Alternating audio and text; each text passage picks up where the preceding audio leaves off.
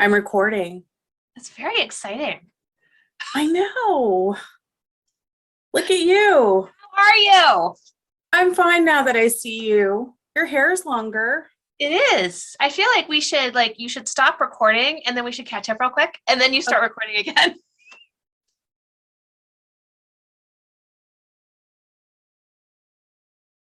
Hey, it's Terry Lucas, Terrific Creations. I'm the author of Color, Thread, and Free Motion Quilting, Learn to Stitch with Reckless Abandon. And today I have with me the fabulous Gailen Runge, who I met somewhere in person.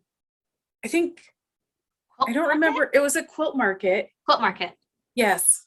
But the thing was, I got to deliver something to her, which is sort of how I met her. Well, I knew who you were, but that was how I met you. Jake asked me to deliver something to you. Oh, okay, yeah. Now you know what it is. No, but I can guess. Yeah. Sure.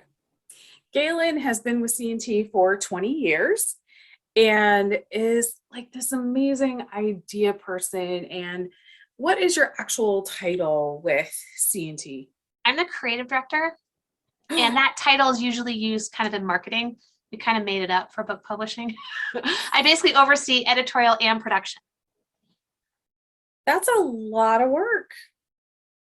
A lot of moving parts. There's a lot of moving parts. Yeah, it's everything from the acquisitions process through all the editing and design and artwork and everything and the production side into manufacturing.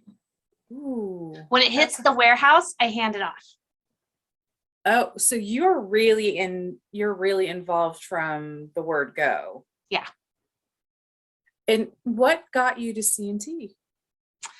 I had been in publishing in magazines. I hadn't done books. And then when I sold I personally didn't sell it. There was a group who owned it. We sold it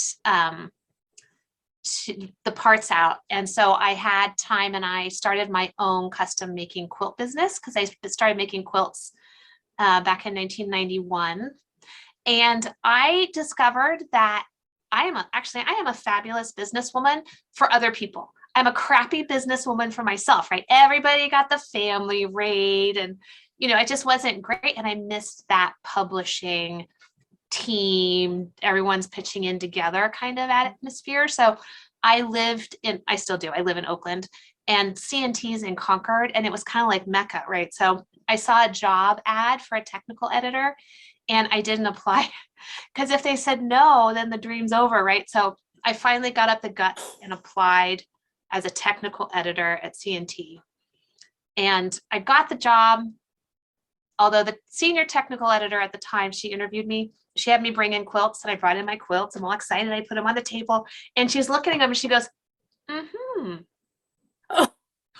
I'm like, oh my God, that's horrible. How do you read that? Right? She didn't like them. Let's be clear. Pretty sure she didn't like them. But I got the job, and then within a year, I was the editorial director. The editor-in-chief at the time left after breaking her leg unexpectedly. So I had to interview 13 different people, and I already worked there to get the job because they just knew me as a technical editor. They didn't know my background. So I became editorial director, and then about 2 years later, I took over production as well. Wow, that's like big moves in short amount of time. It was good. And you write too. I do for C&T. Yes. I did actually in my magazine world for a while as a freelance writer. That's what I started doing, writing for a weekly newspaper and magazine. So I like to write. So you wrote one of my favorite books. What's that? The Emoji Book. So Emoji, that was a C&T group special. It was Sue, my beloved project manager. She came up with the idea that, we should really do an emoji book. So I brought it to the, we call it slot machine. We'd like to name things, our acquisitions team meeting. And I said, hey, Sue has this great idea. We should do this emoji book. It's like, oh, we need someone to write the emoji book. So I was nominated. So that was good. Were there any emojis that were hard to make? No, and it's all fusible. I did fusible applique for everything, and I show all the steps on how to do it. So it was really quite simple. Did you have a favorite emoji? No. Are you saying that to be? It's true. I do winky face. That's kind of like all I do. And I dictate because I don't like to type. So I dictate all my texts and stuff. And Okay. I will do, and I can fully punctuate, which my teenagers can't stand. I don't know, because we just discussed earlier that we are the same age basically. And I don't know if you know this, but if you use a period at the end of your text, it turns out you're mad. And you can use punctuation in the middle of your texts, but if you put a period at the end, teenagers will think you're angry and you're saying it in an angry voice. So I punctuate, so I dictate. I'd be like, hi, Terry, comma, this is Gailen, period, blah, blah, blah, my text, winky face, blah, blah, blah. So yeah, I winky face. That's what I do. It's my emoji. You just like flirting with people? Winky face, yeah. Keeps it light, keeps things light. And how many other books have you, books and or patterns have you worked on with C&T?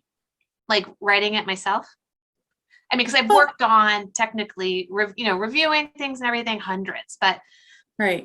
Things things that have your name. Well, everything at C&T, I know everything at C&T has your name attached, but your name on the front cover. I don't know. There's probably 8, maybe. Maybe. I have an Amazon Central Amazon author Central page thing. I can go check. Yeah, my Amazon Central page has 1 book. Shocking. I know, right? Well, it's a little easier if you're working surrounded by them. Yeah. And emoji was freestanding, like on my own thing, as were, I think, my bag patterns were also, but there's also things I do kind of on C&T time that are authored, sort of semi-authored. But it's easier, you're surrounded by creative things. Just pick something up and do it. Yes, you're in a creative space now, aren't you? What do you mean by in a creative space? Like my room? Yeah. Well, your room.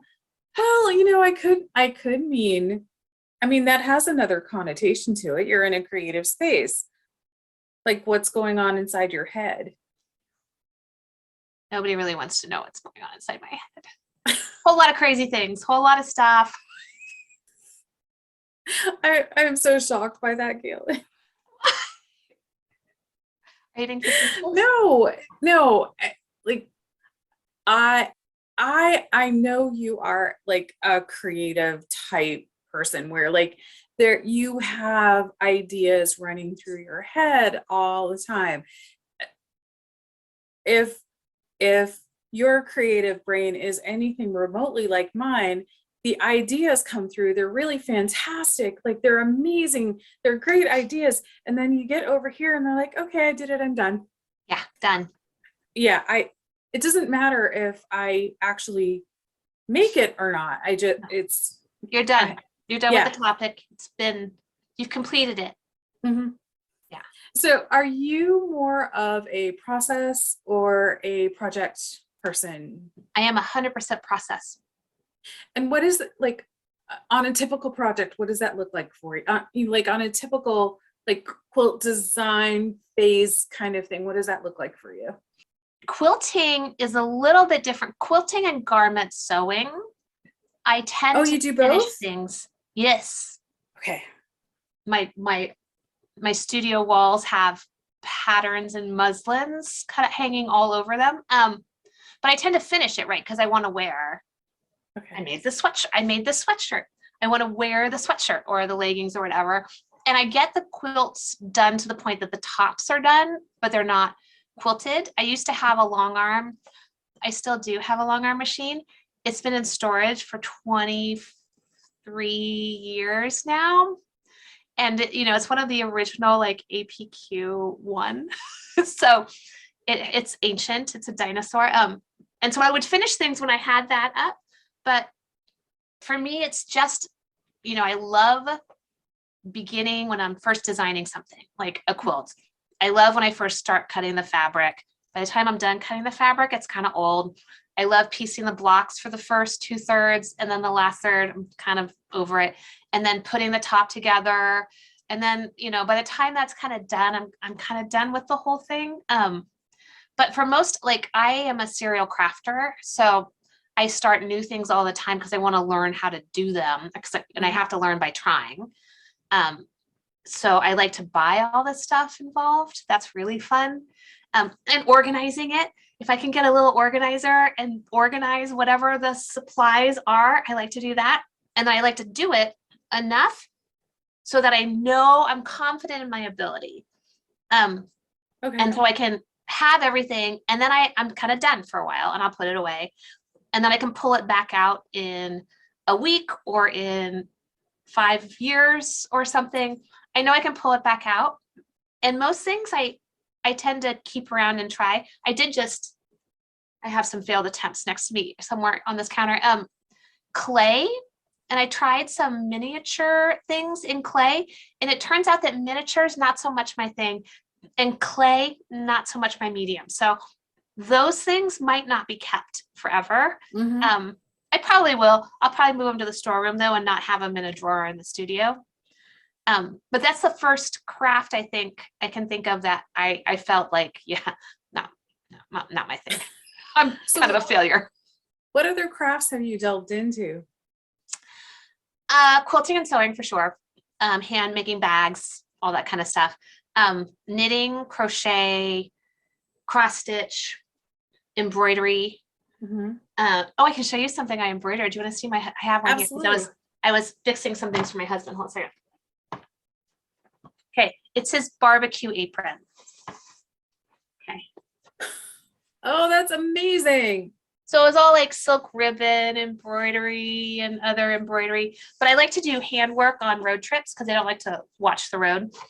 So that took me a couple of road trips down to LA to see his grandparents, maybe 3, because I was learning how to embroider while doing it. Right. Pysanky eggs. I love doing pysanky. Do you know what pysanky eggs are? I have those too. It's Ukrainian dyed Easter eggs. Oh, and yeah. It's awkward to do them because basically, if you want any white on your egg, you cover that with wax, and then you dip it in the lightest color, like yellow. If you want anything yellow on your egg, you cover that with wax. So you have to keep covering up what you want to keep. So it's so hard to visualize. So Yeah. Stained glass. I can look around and see all the different things I have set up. I have some beading stuff, and the quilting and the sewing are the things that have stuck with you. And roughly when did you start quilting? 1991. What got, like, we were young then. I graduated from college and I moved home because in order to get in publishing at the time, you needed internships. So my parents let me live with them for a year. And the deal is I cooked most of the dinners. And they would house me and they would buy the groceries. But my mom would have her sewing machine set up. So I don't remember what first grabbed me, probably just walking through Joann's thinking, what can I do next? What can I do next? And my first quilt was actually a Alex Anderson pattern for her Milky Way quilt. So I saw that, I'm like, oh, I could do that. Like, and I'm gonna make it a California king. Like most beginning quilters, they don't know that they're not supposed to find that easy. So that was when I started, and I did that and little checkerboard quilts for 2 of my best friends. And do you still have that quilt? The Milky Way, yeah, I have it. And it's sad to say it's with our camping supplies. So we have this really big tent, and we lay it out on the floor so we could all walk around on something soft. I think that is a perfectly good use for a quilt. Yeah, and I love that one. I have another one we use too to make, because it's a really big tent, and it's because it's ugly. But the other one is really, I think it's a good looking quilt, the Milky Way one. I think I did a good job. I mean, it's not like nothing straight and the points don't match, but I don't care about any of that. So I like it.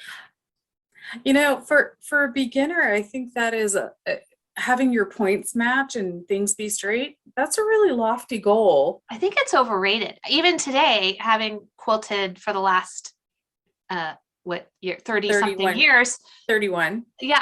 I mean, if I do something, I've done some quilts I've donated for charity or I've done small ones, and then I get really, retentive and I want my points to be perfect. But other than that, if it's not for something very specific, oh no, it's all good. Mm. And what is these days, what's your favorite piecing thread?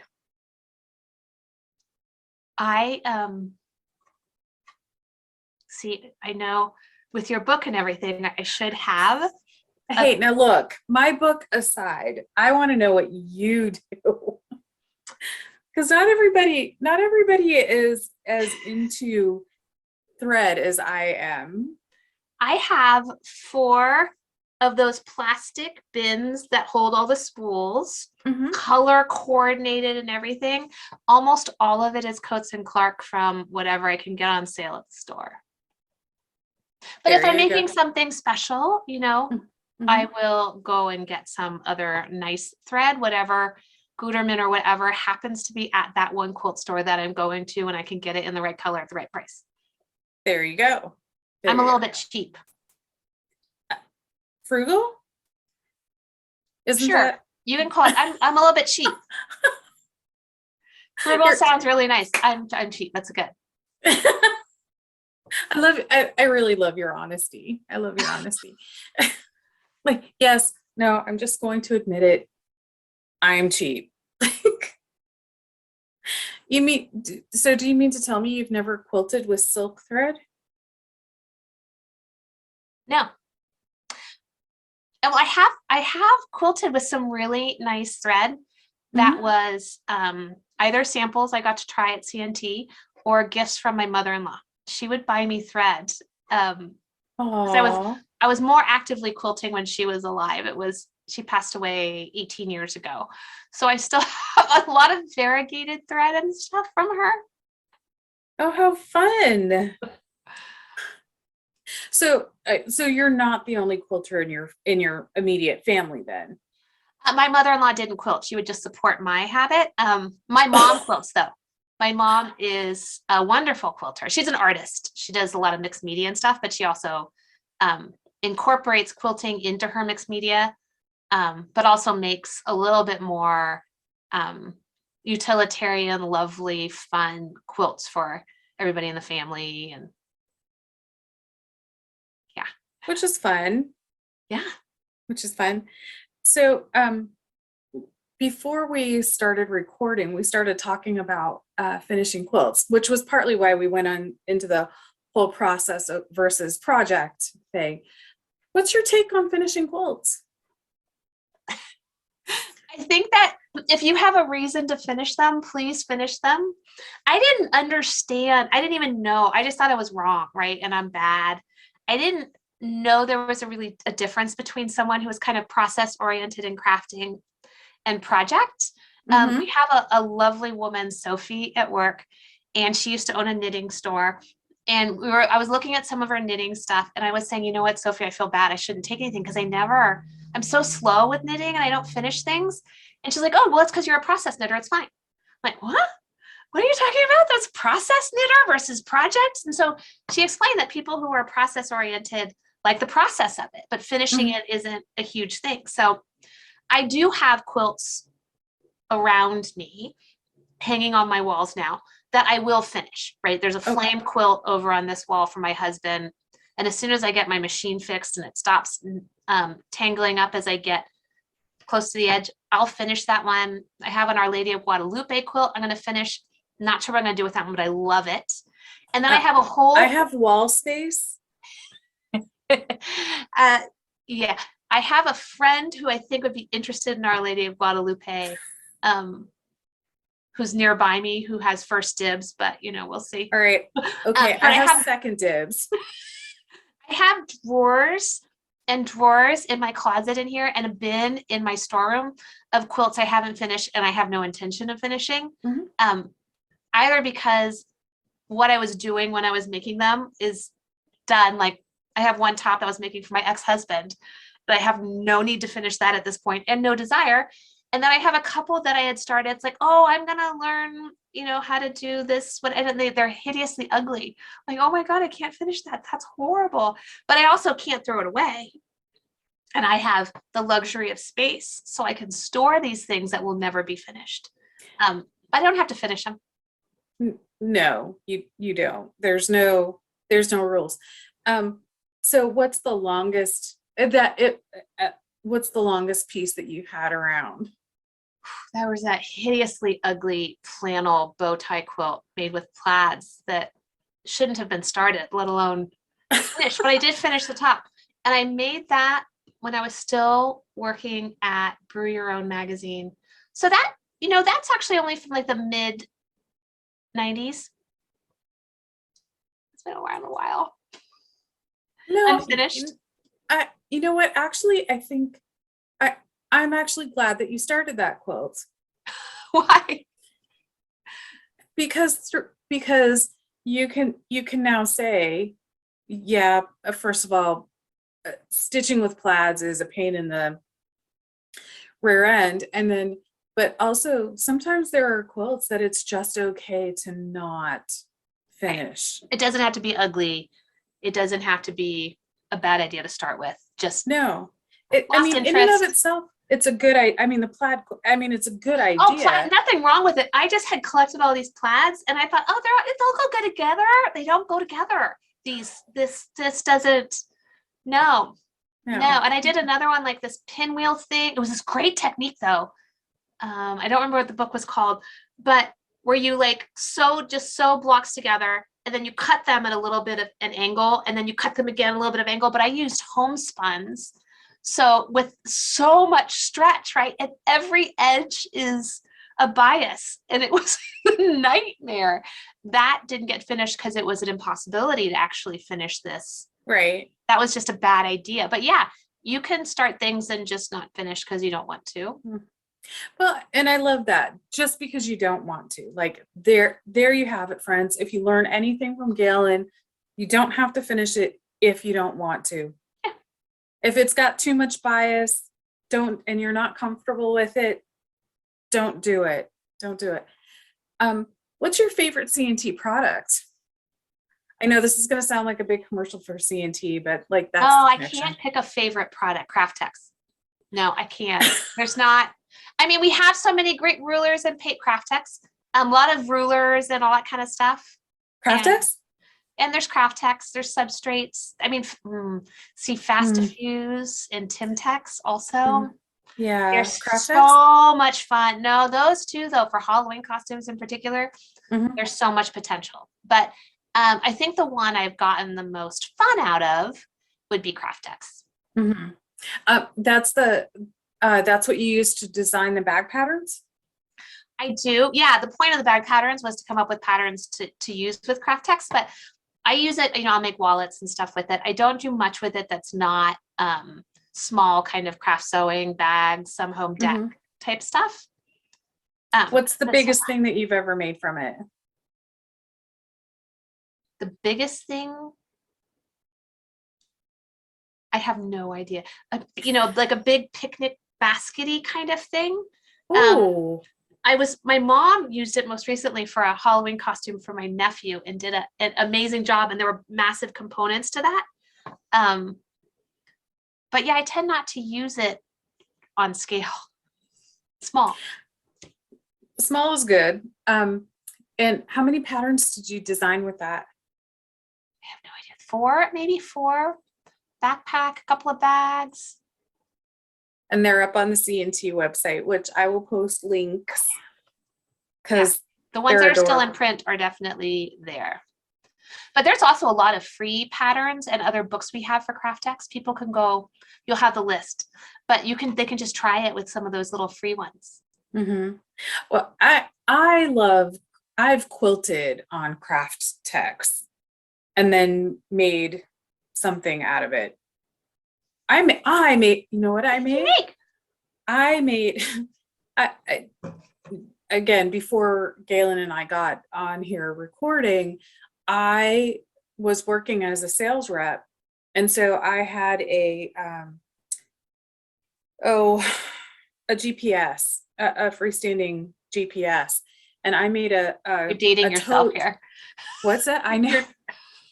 It was only 3 years ago. And I think, yeah, it was like 2019 was mostly when I was out there. So it's actually relatively recently. And I made a little pouch to carry that in. Right. It was just, I was It's fun, fiddling right? around. But it was just the perfect size because I could put all the components in it, close it up, and carry it with me. And if you're doing applique, which I did, I applicated and quilted it. I didn't have to worry about edging. Like it's not going to fray. No, it's so fun to use. And the more you wash it, the softer it gets, but it's still a paper product. It's very fun. Right. So, what's the width of the Kraft-tex? Oh my gosh, you're asking me all these questions. I haven't been at a show to talk about these in so long. We have Kraft-tex side, like rolls. Mm-hmm. And I think they're 22 inches, the rolls are. And then we sell it in sheets, 8.5 by 11 sheets. But I'm pretty sure the rolls are 22, depending on which line it is. We have an unwashed, which you get more. And then we have a pre-washed that are a little bit smaller. I should have looked this up. Well, I have a catalog. You may tell you.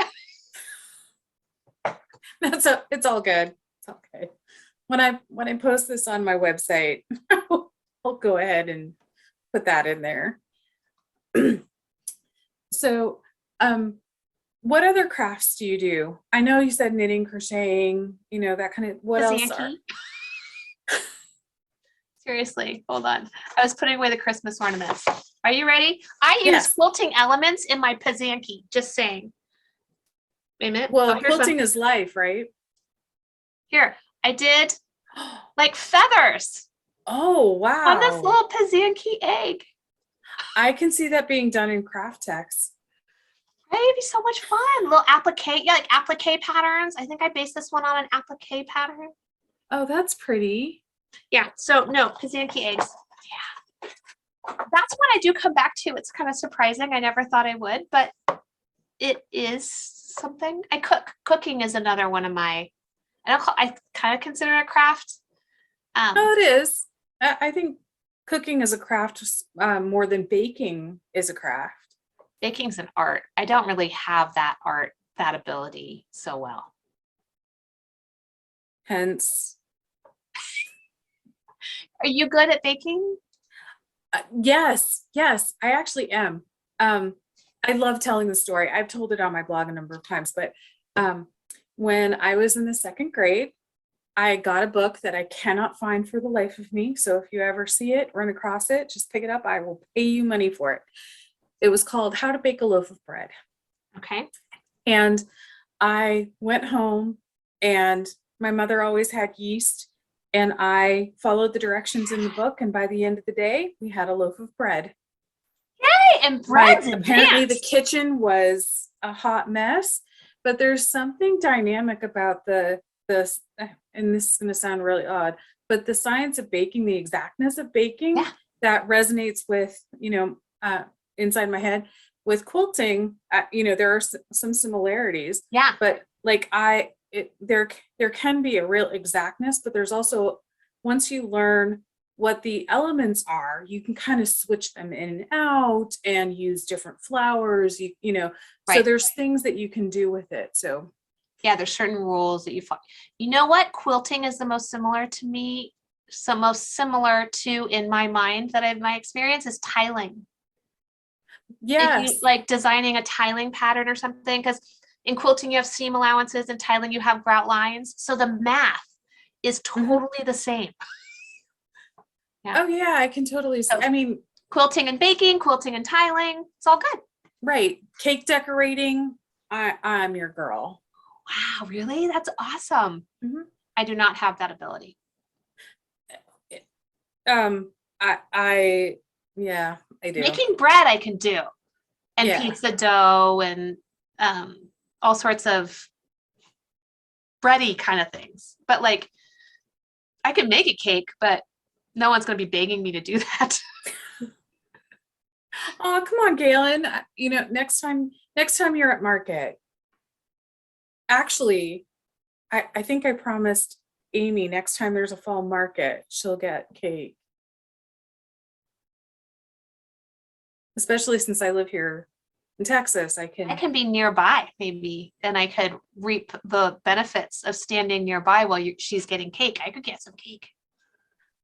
I like to eat cake. Favorite cake?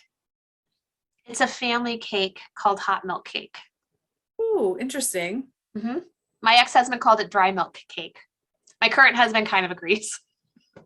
Oh, He likes it though, and we would always fight over the corners because it's like a broiled frosting, so it kind of pools in the corners. oh, And my dad, our famous thing is that we just have to even it out. So we cut it, we eat it, and then you gotta keep kind of cutting it because the edge is crooked. You gotta even it out. that is the only way to eat cake, with Yes. even edges. Yes. Mhm. It's All right, so what are your top 5 favorite pizza toppings? cheese. Can I go with just cheese and tomato sauce? Those are good. No, I do enjoy Italian sausage, Mhm. olives, salami, and sometimes unrelated to those three Mhm. completely would be the classic ham and pineapple, Canadian bacon and pineapple, or ham and pineapple. That's a But good tie. not with sausage, salami, and black olives. No. No. No. That doesn't. No, But that I doesn't. do have 2 teenagers and a husband in the house, so I rarely, if ever, get ham and pineapple pizza. I get outvoted. That's terrible. It's fine. I'm not huge into pizza, so it's Oh, okay. there you go. It's okay. Favorite ice cream? You're gonna say you don't eat ice cream. You know what? I don't really like ice cream that much, except Baskin Robbins. I don't know if that chain is not everywhere, but it's around Yep. here. Mhm. Baskin Robbins mint chocolate chip, but I can only eat like a child-sized scoop. So I only really like a child-sized scoop of mint chocolate chip on a sugar cone. There you go. Yeah, I don't like it's hard. It's a hard ice cream. I don't like soft ice cream. No, I can understand that because I don't really like ice cream. And if you ask about chocolate, I don't really like chocolate that much either. I'm sorry. I wasn't going to ask you about chocolate. I was going to ask you about wine. Yes. All of it. In a glass, or I'm flexible with these things. Yeah. Wine is good. Bourbon and gin probably they beat out wine a lot of evenings. Because I'm good for one drink, right? So I'll pick what I'm in the mood for. Okay. And I've seen on your social media that you go on you did go on an annual retreat with your college friends. It's actually an official camp. It's a summer camp. It's summer camp only for alumni. It's a women's college. So it's only the ladies who went to Scripps can go to this summer camp. And it's a week and you stay in the dorms and you eat in the dining hall. I mean, our dining hall was voted at a few years ago, like one of the top 10 liberal arts or small college dining halls. The food is so good. Lots of wine, speaking of wine. And the motto is everything possible, nothing required. So you can do whatever you want. I did basket weaving and I've led classes there, little sessions, but you can take as many things as you want. You can have important literary discussions, anything like that you want. You hang out by the pool and it's so fabulous. And you're just like hanging out with a bunch of wonderful and probably slightly crazy ladies.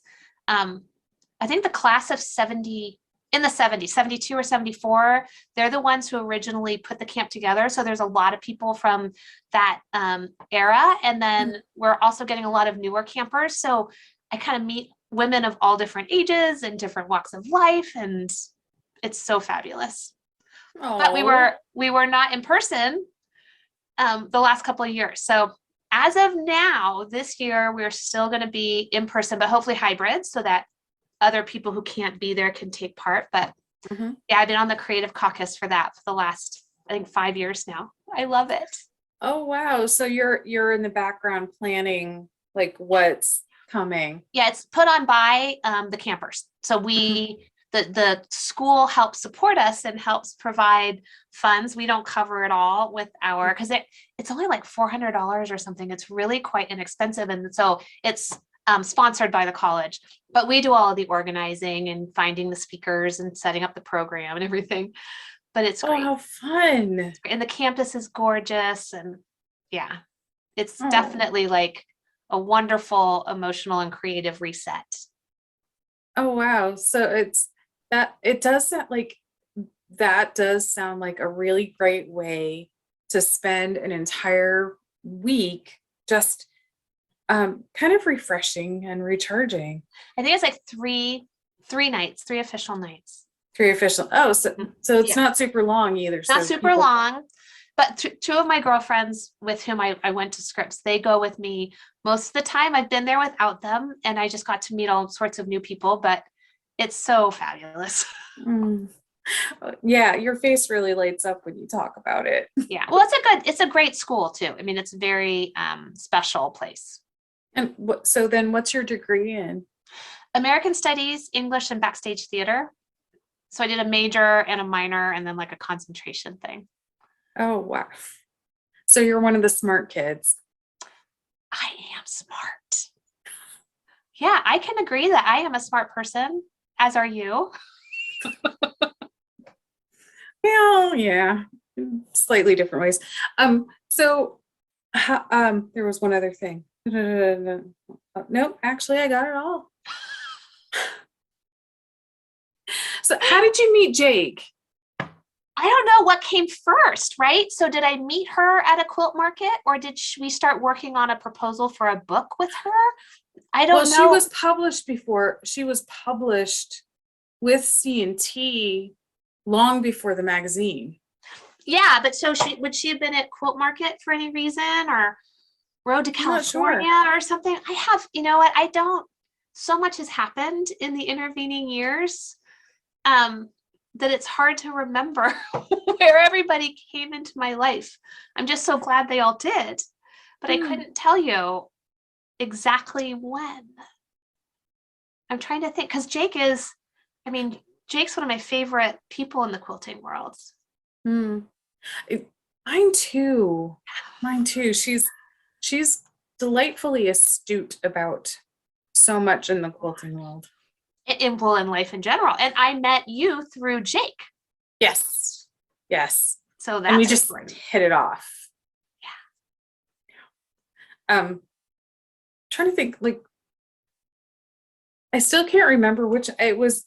I was at market with Jen Q when we met, but I don't. I wonder if it was blends together, right? I was trying to explain to someone the other day. It's like quilting friends, right? Especially if you're used to going to quilt market. I would see these people twice a year, and that's it, basically, right? Yeah. But you're there in this place, and you see, you have meals, and it's like you develop a really tight relationship, even though you really only see each other and interact twice a year, and then you go your separate ways. And but life events happen. I went to market twice pregnant with both of my kids, so people knew me before they saw me pregnant. They want to know about the kids afterwards. It's like you touch base with all these people at different times of their lives, and you share things with them. It's like you don't understand that this could be deep relationships. That is, I have to say, that is one of the most fascinating things about quilting in general, but the quilt business relationships, they're very intense because we need to develop relationships quickly so that we know who we we know who we want to pursue working with. Yeah. And they're fundamentally, I find, fundamentally supportive Mhm. and lovely. I mean, it could also because, I mean, everyone probably has their own, obviously they do, experience entering the quilt world, right? But I was Right. spoiled as to get to do it with C&T. So it's like most of the people I'm interacting with, it's like, oh, here's this wonderful opportunity to interact with all these really incredibly creative people. And Right. at C&T, we think of our authors and people with whom we interact and business partner stuff as part of the family. You know, it's the C&T family, Yes. and I love that. And so, you know, my interaction with people gets to be so fun and exciting, and you know. Mhm. Well, there, as I was looking, as you were talking about that, I'm looking down and I'm like, nope, can't ask her that one. Oh, I want to ask her that one. Nope, can't ask her that What one. can't you ask me? Who are your top 5 quilt Oh, slabs? Yeah, see? That's like asking you to name your favorite kid. no, just kidding. I can't. I can't do that either. No, I love so many Mm. different quilters, Mhm. both our authors and not our authors. And I love them for different reasons. And some because their quilting and quilts are amazing, some because they're amazing. Um, Mhm. yeah, Some because both. some because both, like you, right? Mhm. Um,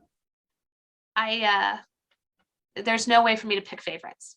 Are there any quilters like before you came on with C&T and you know had this whole like cohort of people, were there quilters who really influenced you, like you appreciated their style kind of thing, or, you know, their aesthetic? Um, yeah, I had some early books, right? So I did have some C&T books as well as other, I didn't actually have that many other books in my library when I first got the job at C&T. Alex Anderson, she was the first pattern I made. Mm-hmm. So Alex, the Hargraves, Harriet Hargrave, and Yeah. then later on Harriet and Carrie. Mm-hmm. Um, those were early ones. And then I had Quilts, and More Quilts was probably, that was not a C&T book, but that was my Bible for a number of years. My mom had Quilts. So I had Quilts, More Quilts. Mm-hmm. And so those are probably my early influences. Mm-hmm. And who in terms of like what you're doing now, is this more your own stuff or are you still finding outside influences? Yes. Yeah. I do like to draft my own patterns. Okay. So the two of the quilts on my wall right now are my own designs. Mm-hmm. The one behind me on the wall is from one of our books, and a fabric. I was inspired by the fabric line on that one because it was Jen Sampoos, Mm-hmm. and she gave me was it charm squares? Charm squares. So I Okay. made out of charm squares that I had. I'm like, I just want to use these and only these. But no, it's how can you not be inspired working on what 50 different books a year and seeing what's Mm-hmm. going through and that kind of thing. So um, I often will take something though, like I did a very traditional background, like a sampler of blocks that I used our reference tool. I mean, our block, sorry, not a reference to our block tool to Mm-hmm. pull out the different blocks. And then I appliqued this dragonfly on top using all the sheer fabric. So I think a lot Ooh. of that I get, it's a combination, right? So from our Okay. books, as well as adding something to it. Mm-hmm.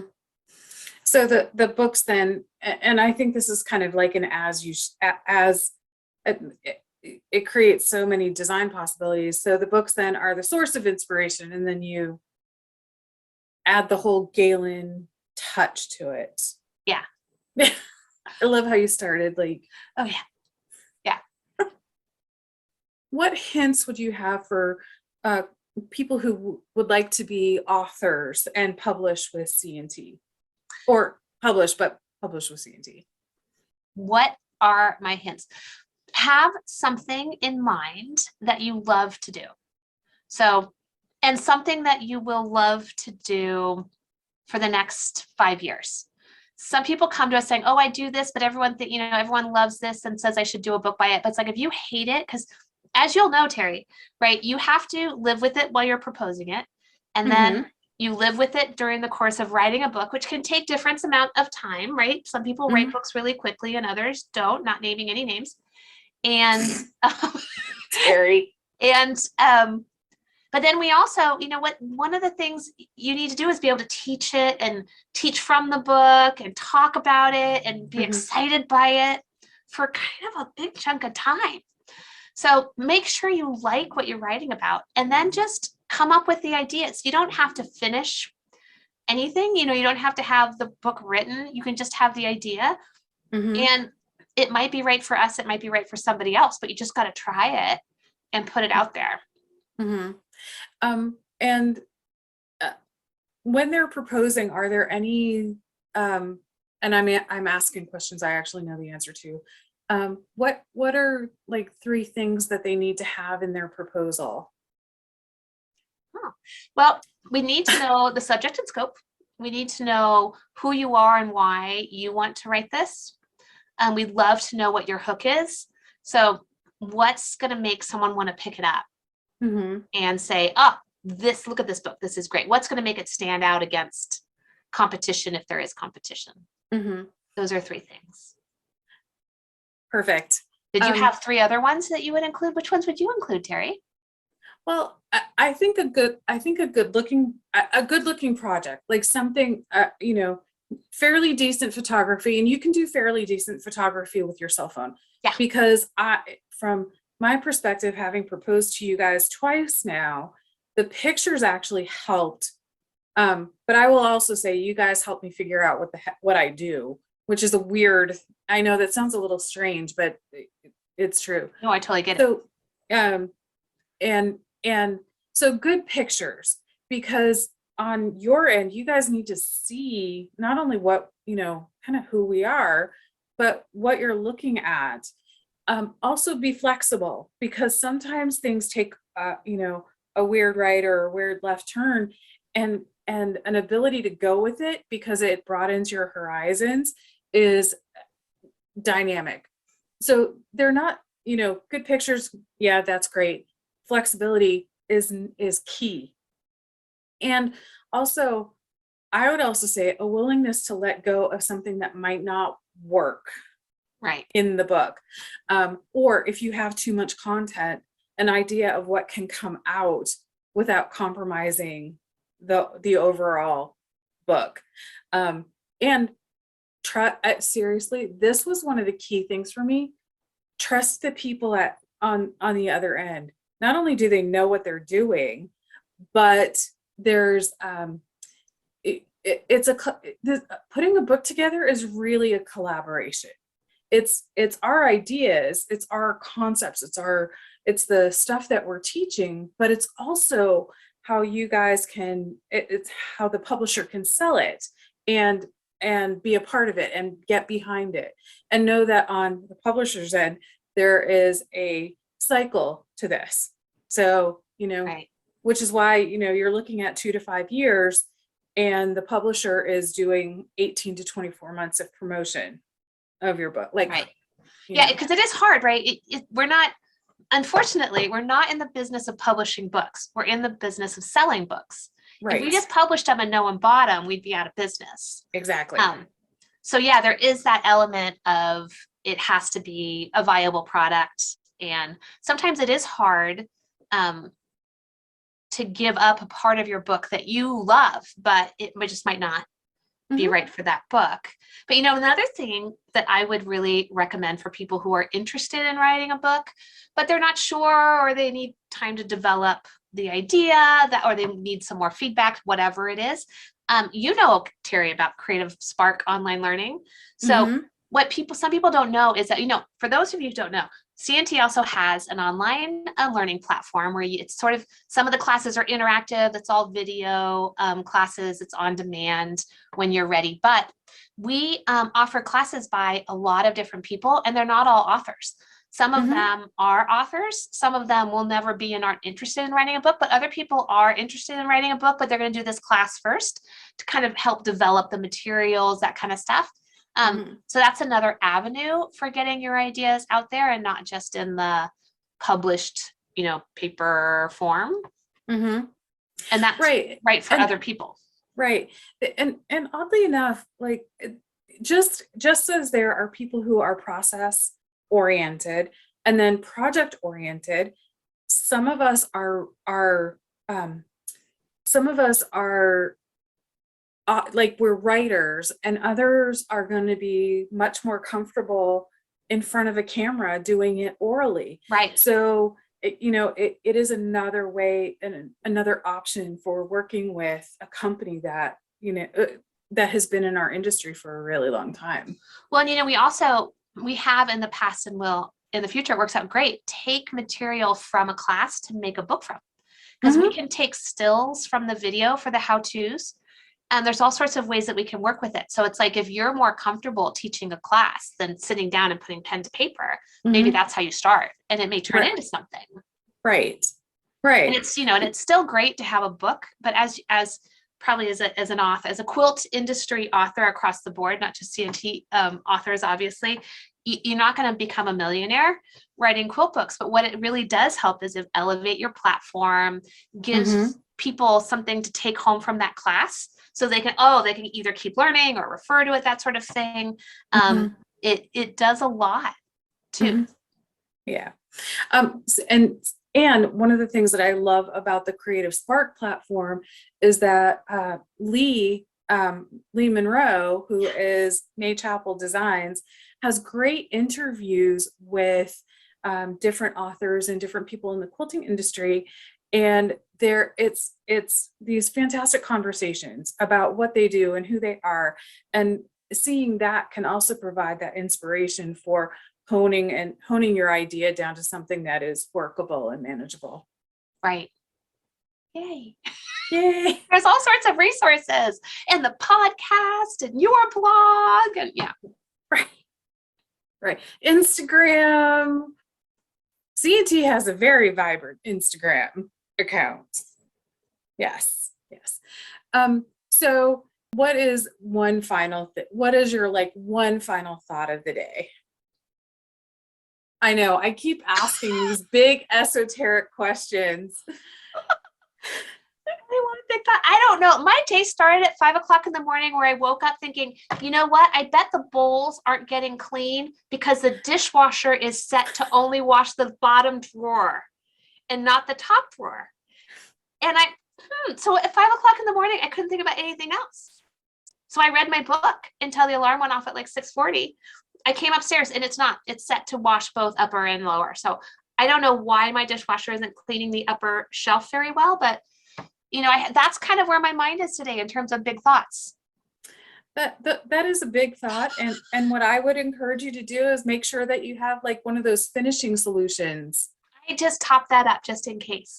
Yeah, top that up just in case. And this, dear friends, is how you exit a quilting interview. After all of this, you talk about the dishwasher. Right. Go quilt something, sew something. Yes. Buy some Kraft-tex and play with it. Oh, yes. Get Terry's book. Yes, or definitely. Motion quilting. Definitely buy my book. I'm pretty sure I have a copy of your book on the bookshelf. I should get that out, because I could quilt all these things on the wall with that. Yes, you could. Because oddly enough, there are 36 designs in the back of the book. Nice. That's a good place to get started. 36. Yes. Yeah. Yes. Some of them are a little bit deep. Oh, this was hilarious. I actually need to email you guys about this. There's a mistake. There's 2 mistakes in the book that we found. I hate errata. Errata happens. This was hilarious. This one was actually hilarious. It has to do with one of the designs. I don't find it funny. I do. I think it's hilarious because the book's been out for 1.5 years. Hold on. I just found this at Road. and it was one of my students who pointed this out to me. So let me see if I can find it, because I was seriously, Galen, I was dying. I'm like, what? This makes no sense. Oh, that one, wait. Well, first of all, like, one of the best things in the book is that these designs people can print. Like, I know they can't see anything. Oh yeah. But you can, like, there's no like copyright to them. No, you can print them for your own personal use. Yes, absolutely. There is copyright. There is copyright. For the rest of the book, there is actually copyright, but for these pages, they're copyright free. Oh, yeah. Okay. So it says connected squares. Oh, it's just how you define squares. I mean, are you afraid of corners? Oh, I'm sitting there going, the book's been out for 1.5 years. I know everybody at C&T looked at it. I looked at it. We all looked at it, like, to edit it, meaning that, like, we're going over all the words. No, like, I didn't pick this up. And I'm sure it was it was when I sent the designs, I'm sure that's what I wrote at the bottom of the design. Well, I just think it's a little interesting that your editor didn't say, was I the editor? No. No. Didn't say, this isn't really squares. But you know, when they're looking at it in the text, they see little carrots around something that says like 23 point, T dot EPS or TIFF or whatever it is, and a caption. They don't actually see that image with the text together until very late in the process. But you had me scared, because for me, an error in the book is like the numbers are wrong, you're telling people to buy the wrong amount of fabric or cut the wrong size squares, and they're going to ruin things, and it's horrible. And that one's funny. That one is funny. Well, okay, so Galen, you just hit on why I write process and I don't write patterns. No, I can do the math in my head, but I don't, like, if on the odd chance in writing a pattern something doesn't work out. All right, so I've learned that I think very differently when it comes to patterns than, like, most other quilters. It's just it's just a different way of seeing things, right? Yeah. And I put them together differently than a lot of other people do. So there's some kind of disconnect. And so, like, even with what might come next, I'm going to write one pattern and that's it. Like, that's all. And I'm going to video that. I'm going to video that so that I can, like, it's going to be super easy. Like, it's just going to be super easy. Because my brain does not function in the same way anybody else's does. That's why we love you, Terry. Yes, it's a weird brain. No, the other thing was a repeat of a word, and like, I guarantee you, like, all of us just read over, like, oh yeah, yeah. So it's just one of those things. Well, and I'm like, I'm very, very sorry that there are 2 errors in your book. No, Galen, it could not be more on brand for me. It could not be more on brand. It could not be. But we do pride ourselves on our technical accuracy. At least these aren't technical issues. These are no. Issues. And you know, for me, it's perfect because my quilts aren't perfect. Right. Having something like this is a minor thing that people can laugh about. So I'm not pointing this out to embarrass C&T. In your brain, that's what squares look like. It's good to know. Actually, yes. It is some insight. Right. And now Galen's going, so many things just makes so much more sense. Totally makes sense now. Yes. And I think those the quilting designs were one of the last things that I submitted. So I was probably, like, I probably did them over a weekend very quickly. So it was just like, oh, I need to get these submitted like right now. You know, it might have been that maybe you left the caption off that one and we were just trying to mess with you and see how long it would take you. It's our fault, actually. We did it on purpose. Yeah. Okay.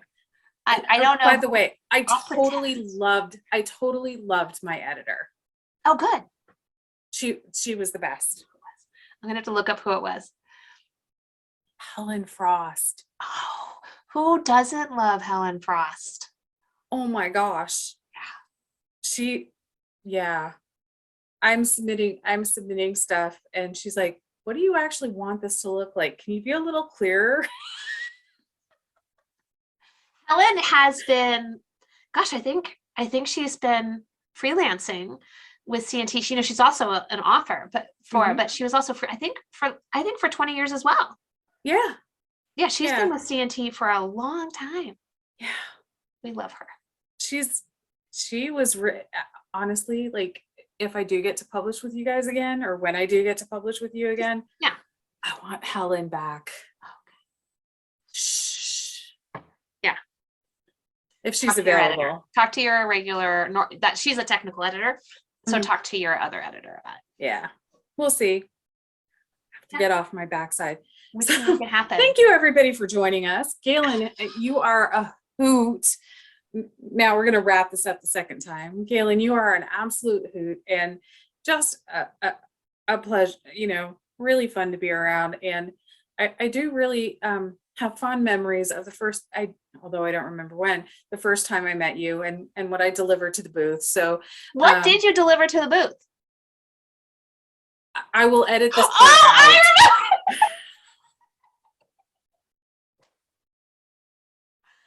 And now you understand why I've been dancing around. Oh, come on, don't dance around it. She delivered a bra.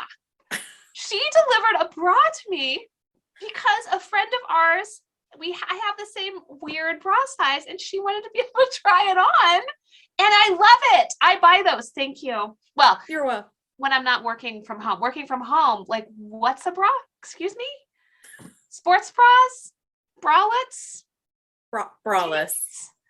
Yeah. You know, soft bras, soft pants, no hard pants. Yeah, I'm living the dream. Yes. Yes. Yes. Yes, you are. It was awesome. Oh my gosh. Best thing ever.